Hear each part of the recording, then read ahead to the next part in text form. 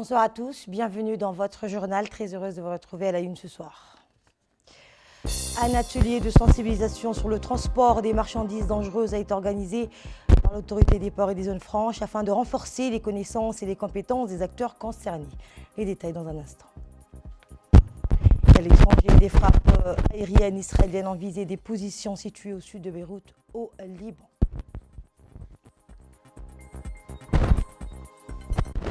Bonsoir, le Premier ministre Kamel Mohamed a reçu à la primature, en présence de la secrétaire d'État chargée des investissements et du développement du secteur privé, Mme Safi Ali Gadile, une délégation de la Banque mondiale conduite par Mme Fatou Fall, représentante résidente de l'Institut à Djibouti, ainsi que M. Georges Joseph Gora, directeur général de la SFI,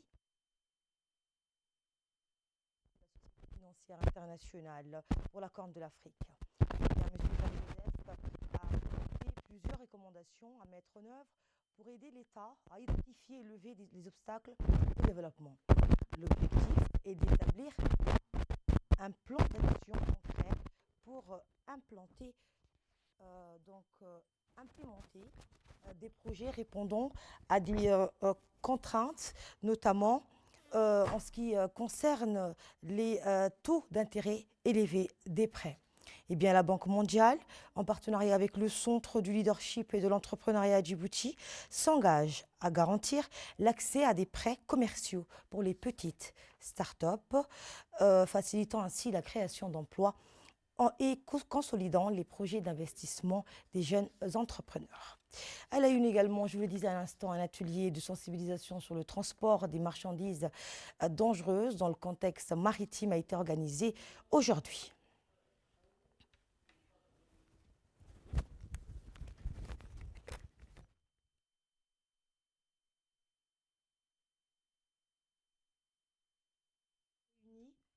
Cet événement a réuni donc des personnalités de premier plan, notamment le ministre des Infrastructures et de l'Équipement, Hassan Hamad Ibrahim, et le président de l'autorité des ports et des zones franches, Aboubakr Omar Hadi. La directrice générale du centre, ainsi que des représentants des ports, des agents maritimes, des transitaires et d'autres entités concernées étaient également présents. Objectif, sensibiliser les acteurs publics et privés du secteur maritime à l'importance de la prévention des risques liés au transport des marchandises dangereuses dans le cadre de l'environnement maritime national. L'atelier met en lumière la nécessité d'intégrer la gestion des risques tout au long de la chaîne de transport maritime. Le président de l'autorité des ports et des zones franches, Aboubakr Omar Hadi, a souligné dans son intervention qu'il s'agit d'une initiative cruciale pour renforcer la sécurité et la prévention des risques dans notre secteur maritime. Voici un extrait de son discours. Je suis honoré de prendre la parole aujourd'hui à l'occasion de cette conférence dédiée au transport des marchandises dangereuses à Djibouti. Cet événement reflète notre engagement constant à garantir la sécurité des marchandises transitant par nos ports et nos corridors. Les transports quotidiens des marchandises dangereuses présentent des risques significatifs pour nos infrastructures portières et notre environnement. Conscient de ces enjeux, Djibouti a adopté une législation stricte pour le cadre de leur gestion. La loi 106 portant sur le cadre environnemental et le décret 2003 régissant les transports des produits dangereux constituent les piliers de notre cadre. Les tragédies internationales récentes, comme l'explosion au port de Beyrouth en 2020 et la fuite de chlore au port d'Aqaba en Jordanie en 2022, nous rappellent la nécessité d'une vigilance accrue. Une gestion inadéquate ou un non-respect des normes de sécurité peuvent entraîner des conséquences catastrophiques. Chaque type de marchandise dangereuse nécessite une approche spécifique, que ce soit dans la manipulation, son emballage, son stockage et son transport. Afin de répondre à ces défis, nos ports disposent de plans de gestion des risques clairement établis et notre personnel sont formés selon des normes rigoureuses. Toutefois, pour aller encore plus loin dans la sécurité, je vous propose, Monsieur le ministre, Madame la directrice, de mettre en place les actions suivantes.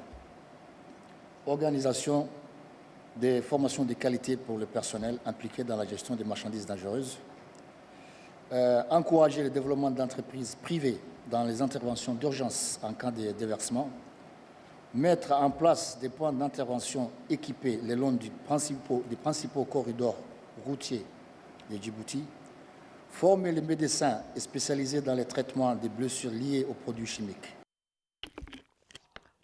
Et prenant la parole à son tour, le ministre des Infrastructures et de l'Équipement, Hassan Hamad Ibrahim, a illustré l'importance du sujet en citant l'incident tragique survenu au port de Beyrouth en août 2020, causé par une mauvaise gestion des marchandises dangereuses. Nous l'écoutons. C'est avec honneur et détermination que je m'adresse à vous aujourd'hui pour le lancement de la formation stratégique sur la gestion des marchandises dangereuses. Un enjeu critique pour notre pays. Djibouti, grâce à sa position géopolitique unique au carrefour des grandes routes commerciales mondiales, a la responsabilité et l'obligation d'adopter les meilleures pratiques en matière de gestion de ces matières pour la sécurité de ses citoyens et la protection de son environnement. Le gouvernement de la République de Djibouti a pris des mesures décisives pour renforcer notre cadre réglementaire. En tant que pilier du développement économique, notre pays doit garantir que les matières dangereuses circulant sur notre territoire via nos infrastructures portières et nos corridors terrestres sont manipulées dans des conditions de sécurité exemplaires. Cela passe par le respect des normes internationales, la formation des acteurs concernés et une surveillance rigoureuse. Nous nous inspirons des enseignements tirés des tragédies passées, comme celle de Beyrouth en 2020, qui nous rappellent les dangers d'une mauvaise gestion des marchandises dangereuses. À Djibouti, nous refusons de laisser place à de telles erreurs. C'est dans cet esprit que nous nous engageons à faire de notre pays un modèle de rigueur et d'excellence en matière de gestion de matières dangereuses. Un modèle qui allie sécurité publique, préservation de l'environnement et développement économique durable. Sous la direction éclairée de son Excellence le Président de la République, nous avons renforcé notre cadre législatif avec le décret de 2023 sur le transport des produits dangereux qui établit les exigences strictes sur le stockage, les transports et la manipulation de ces produits. Ce décret fait écho à la loi cadre sur l'environnement adoptée en 2000 qui pose les fondements de la protection environnementale et de la gestion des risques liés aux substances dangereuses. Ce texte marque notre volonté politique de garantir un avenir sûr pour notre population et nos écosystèmes. Dans l'actualité également, dans un entretien récent accordé à la chaîne Global Sud, le chef de la diplomatie djiboutienne, Mohamed Ali Youssouf, a exprimé son ambition de briguer la présidence de la Commission de l'Union africaine, considérant cette initiative comme cruciale pour renforcer la voix de l'Afrique dans les instances internationales. De retour de l'Assemblée générale des Nations unies à New York, le ministre des Affaires étrangères a partagé ses préoccupations quant à l'état actuel du multilatéralisme, un système que beaucoup estiment en déclin. Il a notamment souligné la paralysie du Conseil de sécurité, souvent bloqué par des intérêts divergents. Eh bien, l'Afrique mérite 2 sièges permanents avec droit de veto, a-t-il affirmé, insistant sur la nécessité d'une représentation plus juste des États africains dans les processus décisionnels mondiaux. Le ministre a également abordé la question de la sous-représentation de l'Afrique au sein des grandes institutions financières internationales. Concernant la crise au Soudan, M. Mohamed Ali Youssouf a exprimé ses vives préoccupations face à l'aggravation de la situation humanitaire et a plaidé pour un cessez-le-feu immédiat, indispensable selon lui pour permettre l'acheminement de l'aide. Sans cessez-le-feu, il est illusoire d'envisager un retour à une normalité politique, a-t-il mis en garde. À l'approche du sommet de la francophonie, le ministre a également reconnu les défis auxquels est confrontée la francophonie en Afrique, plaidant pour un renforcement de ses dimensions politiques et économiques. Il a souligné la nécessité d'une coopération plus étroite entre les États membres pour revitaliser cet espace d'influence. Et ainsi, le chef de la diplomatie djiboutienne se positionne avec une vision claire et déterminée pour défendre les intérêts africains sur la scène internationale, tout en cherchant à renforcer la cohésion continentale et à promouvoir une Afrique plus influente et unie. Une importante délégation conduite par M. Almis Mohamed Abdullahi, secrétaire général du gouvernement, est composée de M. Abdelrahman Ali Saïd, conseiller du président auprès du secrétariat général du gouvernement, et de M. Mustafa Mohamed Ismail, directeur général de l'ANSI, ainsi que d'autres hauts cadres de l'administration djiboutienne, a effectué une visite officielle à Riyad, en Arabie Saoudite, du 30 septembre au 3 octobre 2024. Au cours de cette mission, la délégation a visité plusieurs institutions comme l'autorité du gouvernement digital et de la cybersécurité, le Centre du roi Abdelaziz pour les sciences, l'autorité saoudienne des données et de l'intelligence artificielle. Ces discussions ont permis d'explorer et de renforcer les opportunités de coopération dans le domaine du numérique. La mission officielle s'est conclue par la signature d'un accord de coopération entre la République de Djibouti et le Royaume d'Arabie Saoudite, représentés respectivement par M. Almis Mohamed Abdullahi et de M. Majed Ben Mohamed Maziad, gouverneur de l'autorité saoudienne de la cybersécurité. Retour à Djibouti dans le cadre d'une visite de travail à Djibouti, une délégation de haut niveau du comité de pilotage du programme conjoint UNFPA-UNICEF a rencontré la semaine dernière des membres clés du gouvernement, des organisations de la société civile, comme l'Union nationale des femmes djiboutiennes, ainsi que des leaders communautaires. Cette visite visait à évaluer les progrès réalisés en matière de lutte contre les mutilations génitales féminines à Djibouti.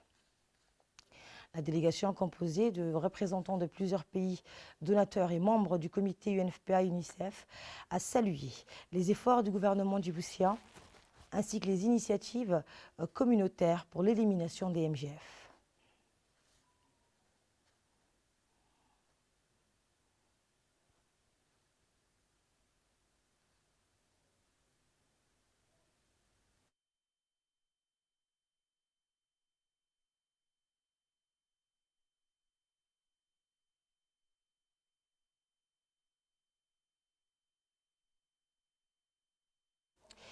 Et après des rencontres fructueuses et enrichissantes, la délégation s'est exprimée lors d'une conférence de presse tenue à Sheraton Hotel. De leur côté, les représentants des pays membres du comité ont exprimé leur satisfaction quant aux progrès réalisés par la République de Djibouti, rappelant que notre pays, l'un des 17 pays soutenus par le programme conjoint, a démontré un fort engagement pour l'élimination des MGF grâce à une intensification des efforts et à une stratégie nationale globale mise en œuvre par un large éventail d'acteurs et de secteurs. Conférence de presse que la voici. Et la loi, et on a tous en place qui est nécessaire.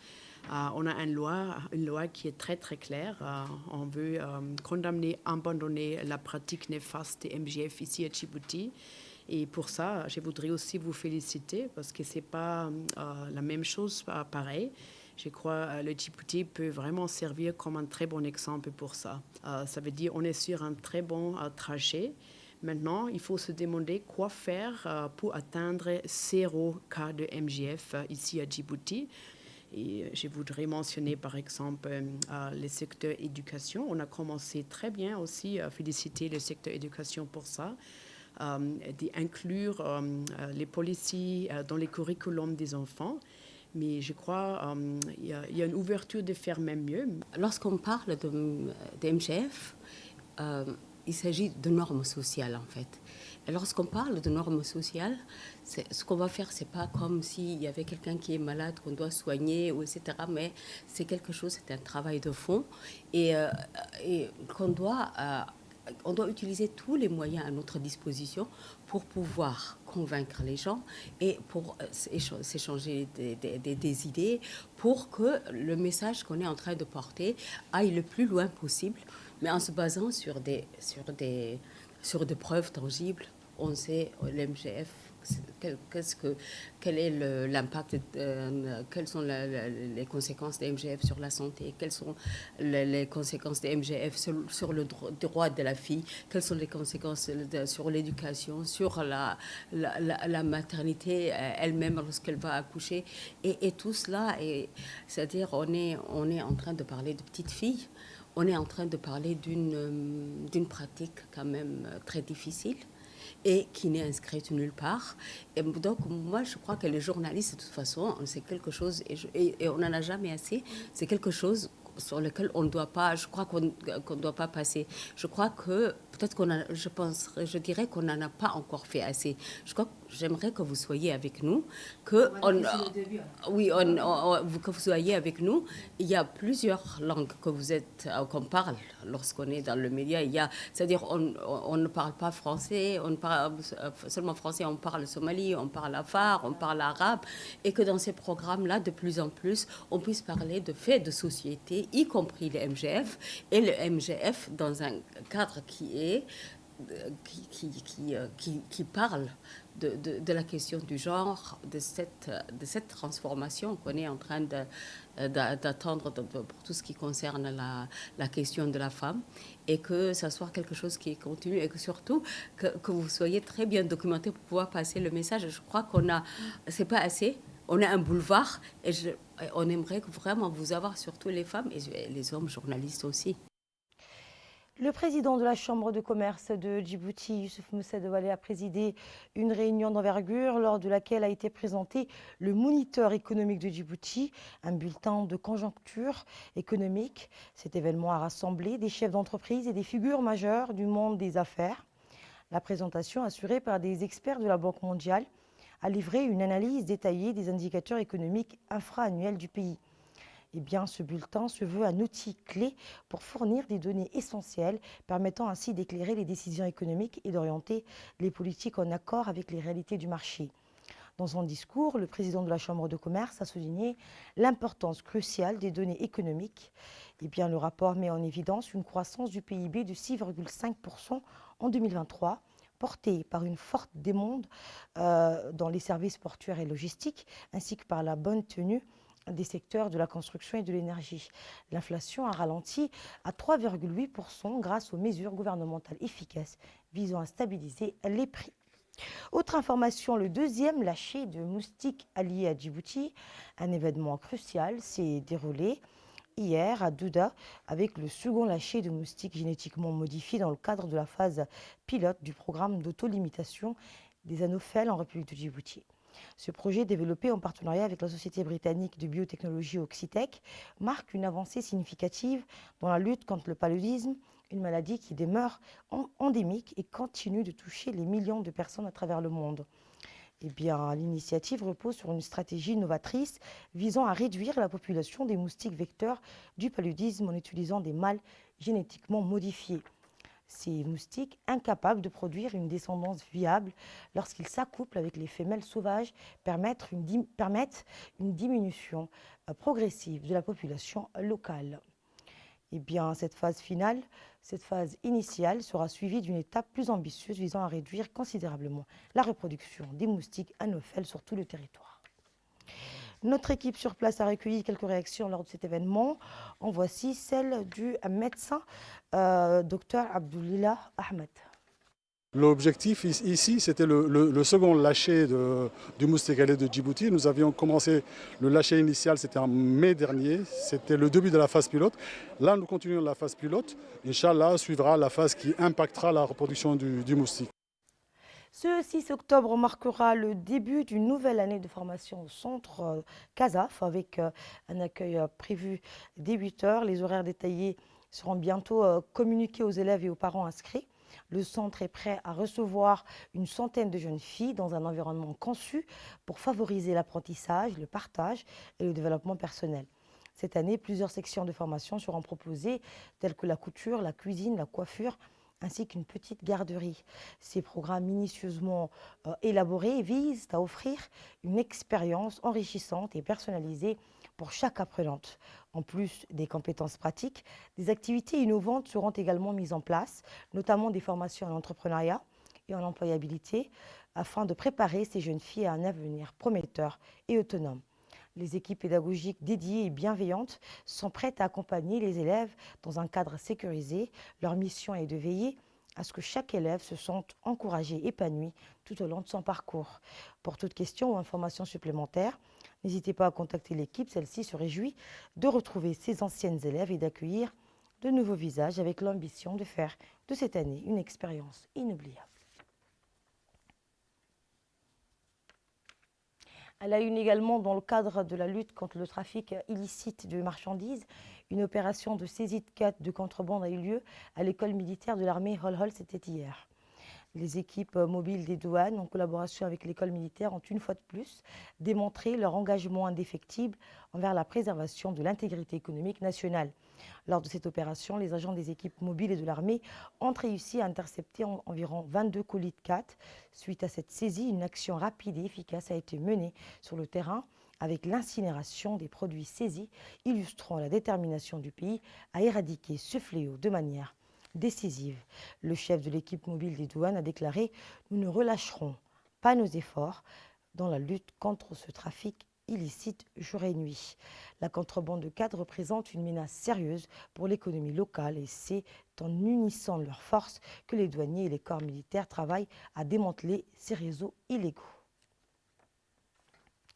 Dans l'actualité internationale, le ministère de la Santé de la bande de Gaza a annoncé hier que le bilan de la guerre génocidaire menée depuis le 7 octobre 2023 par Israël contre la bande de Gaza s'est alourdi à 41 825 morts et 96 910 blessés.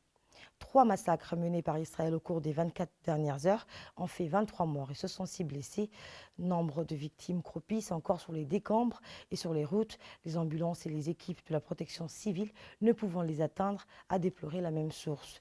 Israël poursuit ses attaques contre Gaza au mépris de la communauté internationale et de la résolution du Conseil de sécurité des Nations Unies stipulant d'y mettre fin immédiatement, ainsi que les ordres de la Cour internationale de justice de prendre des mesures pour prévenir les actes de génocide et améliorer la situation humanitaire catastrophique à Gaza. Et le président français Emmanuel Macron a appelé à la fin des livraisons d'armes à Israël destinées à être utilisées dans le cadre du conflit à Gaza. Emmanuel Macron a déclaré « Je pense qu'aujourd'hui, la priorité, c'est qu'on revienne à une solution politique, qu'on cesse de livrer les armes pour mener les combats sur Gaza. » Macron a également affirmé que la France n'en livre pas à Israël. Ces déclarations du chef de l'État s'inscrivent dans un contexte de violences israéliennes qui se poursuivent depuis près d'1 an dans la bande de Gaza. Toujours à l'étranger, l'agence de presse nationale libanaise a fait état dans la nuit d'hier de 5 frappes sionistes visant la banlieue sud de Beyrouth et ses environs, dont 4 très violentes. Des ambulances se sont précipitées vers la banlieue sud de Beyrouth, qui avait également rapporté la présence de drones de reconnaissance sioniste volant à basse altitude avant ces frappes. Depuis le début de l'agression sioniste, selon le ministère, 2036 personnes sont mortes en martyrs et 9662 ont été blessées. Et enfin, pour terminer, en Afrique du Sud, des manifestants ont défilé hier au Cap en signe de solidarité avec les Palestiniens, près d'1 an après le début du conflit entre Israël et le Hamas dans la bande de Gaza. Des marches similaires étaient également prévues dans d'autres villes sud-africaines, dont Johannesburg et Durban, renforçant ainsi la solidarité nationale avec la cause palestinienne. Et c'est ainsi que se referme cette édition. Merci de m'avoir accompagné. Je vous souhaite à toutes et à tous une excellente soirée.